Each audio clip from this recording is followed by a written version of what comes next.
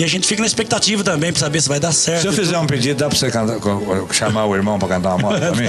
Aqui é do Piqui, rapaz. Eu acho que é um porra. Que é disco novo. Arroz com Piqui. Arroz com Piqui. Pode ser agora? Pô, vocês é que manda. Arroz com Piqui pro Brasil. Vamos lá. Chico Rei e Paraná.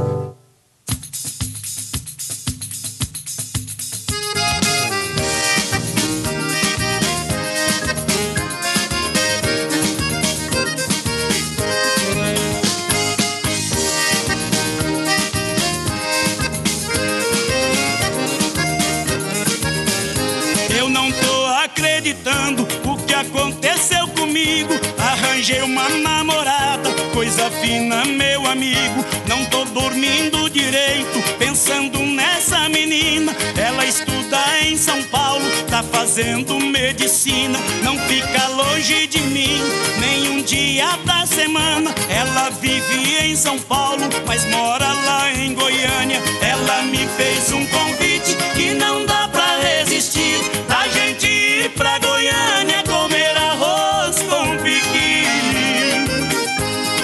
A menina é boa, boa demais. É filha única, é fazendeira em Goiás. A menina é boa, boa demais. É filha única, é fazendeira em Goiás.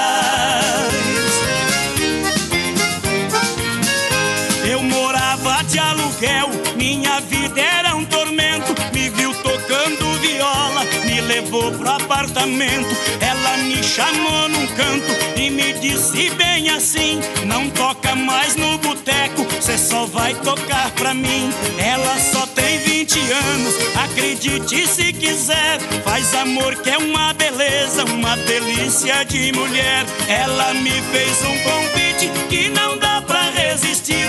Da gente ir pra Goiânia comer arroz com piqui. A menina é boa, boa demais. É filha única, é fazendeira em Goiás. A menina é boa, boa demais. É filha única, é fazendeira em Goiás.